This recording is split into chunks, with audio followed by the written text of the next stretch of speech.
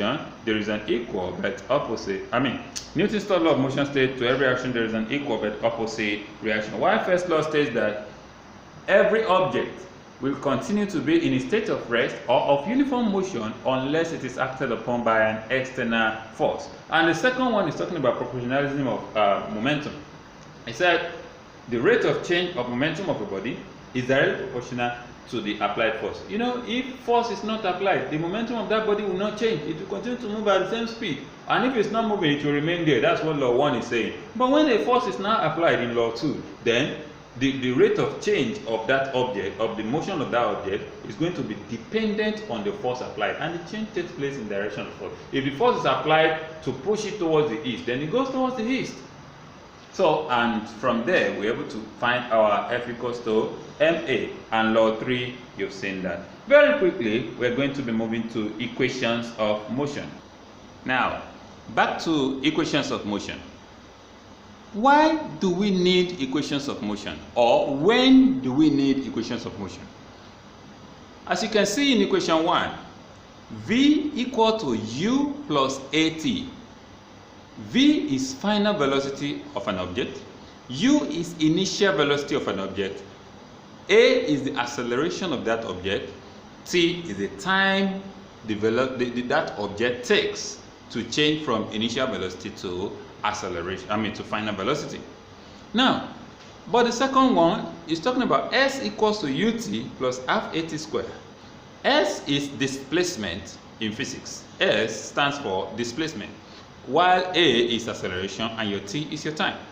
And the third one says V squared equals to U squared plus 2AS. You know your V and U are initial and final velocities, while A is acceleration and S is displacement. So we're going to see how to use this equation not long after we have seen how to derive it. So what we want to do now is derivation of equations of motion. How to derive.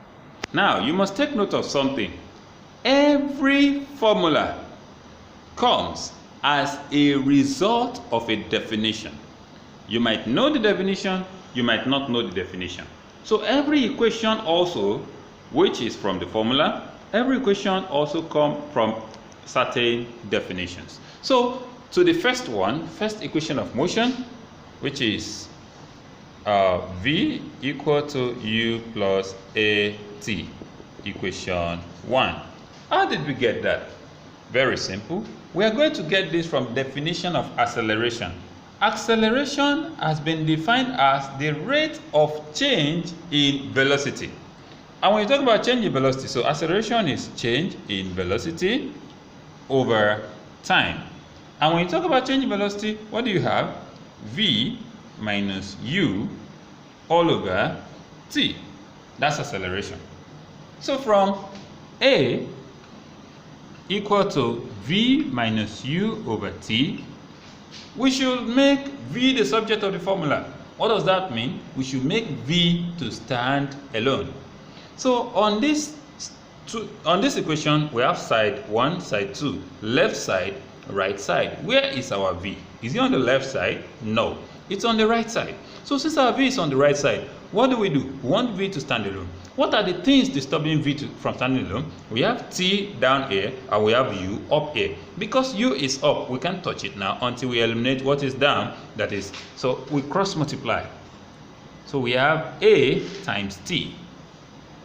That is AT. Then we have 1 times V minus U. That is V minus U. So our target is that that V should stand alone. So what's disturbing V now? Negative U. So this negative U is going to cross to the other side and become positive U. So what do we have at this side now? We have AT plus U that is coming because it's negative here. So when it gets here, it becomes positive. So AT plus U. Let's see. AT plus U equal to V, because we have removed minus U from this other side. So definitely when it comes here, it becomes plus and V is left alone. So that means we arrive at our equation, which is V equals to U plus AT. So we have V equal to U plus AT. That is equation 1. That's first equation of motion. So if they ask you to derive the first equation of motion, it is very simple. From definition of acceleration, you arrive at this. You can listen to that again on your own. Then number 2, we want to derive the second equation of motion, which says s equals to ut plus half at squared. So where do we get this equation from? Very simple. It's also from another definition. But this time around, what we are defining is average velocity. What did I call it? Average velocity. And how do you get average of something? You know, when I give you two things, I say you find the average.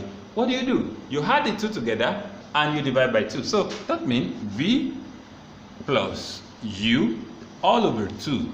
That's my average velocity. And velocity, or you call it speed, but it's velocity in physics. So velocity is displacement over time, because speed equals to distance over time. So velocity is what? Displacement over time.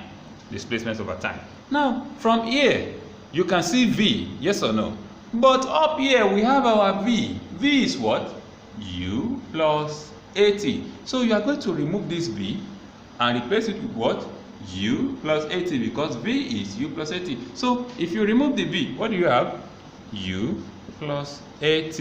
So we have used it to replace this, then plus u again. Plus u. Don't forget over what? Over 2. Equal to what is outside? S over t. S over t. So now you can see our v has been removed. Then we replace it with this, which is u plus at. So how many u do we see here? 1 u plus another u, making 2 u. So we have 2 u plus what remains? 80. 80 all over 2 equal to s over t. So we can cross multiply now. 2 times s is 2s. Then t times all of this. T will multiply this and t will multiply this. So that means t into 2u plus at. Now we have 2s outside. So 2s equals to, what is 2u times t? That is 2ut. Then what is at times t? That is at squared. So what do you have? You divide everything by 2 so that s can stand alone here. So 2, 2, and 2. Everything is over 2. So 2 is going to cancel out 2 here. 2 will cancel out 2 here also. But here is not going to cancel out. This is power, not the base. So what do you have? You have only s here. So s equal to, what remains here? Ut. Ut plus, then this is 80 squared over 2. Anything over 2 is half of that thing. Your food over 2 is half of your food. So definitely you say half of at squared. That is second equation of motion. I want to believe that is clear enough. We started from definition of average velocity. Velocity is displacement over time, but we are using average, which is over 2, s over t. Then we replace our v with velocity, and like that. You can listen to that explanation again. Then we go to the third one. We'll go to the third one, which is third equation of motion. Number 3 is v squared equals to u squared plus 2as. V squared equals to u squared plus 2as. How do we arrive at this? We are going to start also from the definition of average velocity. Average velocity is v plus u over 2 equals to displacement over time. V plus u over 2 equals to displacement over time. But this time around, let's just rewrite it, say v plus u all over 2 equals to displacement divided by time. This time around, we are going to remove the time and look for time elsewhere that we can find it. We can find our time in the acceleration. Good. So acceleration is v minus u over t. Therefore, if you make t the subject of the formula, t equals to v minus u over a. So what is our t now? T is v minus u over a. So whenever you see t, you remove it and put v minus u over a. So let's see, from v plus u over 2, v plus u all over 2 equal to displacement divided by t. And what's our t? V minus u all over a. That's very good. So what do? V plus u over 2a equals to displacement times, division sign change to multiplication, then the reciprocal occur, which is a over v minus u. Instead of v minus u over a, I have a over v minus u because I've changed it to times. So what do I do here? I multiply all this. So let us say this is like this. I roll it over because this is over 1. So v minus u is there. I cross multiply. And I cross multiply. So 2 times s times a. What do I have? 2as. This 2 times s and a that is here. We have 2as. Then v plus u times v minus u. So v plus u times v minus u. So you put them in bracket. And if you are conversant with your mathematics, you will discover that this is difference of two squares. When you expand this, it's going to give you, let's say, 2as equals to v plus u into v minus u.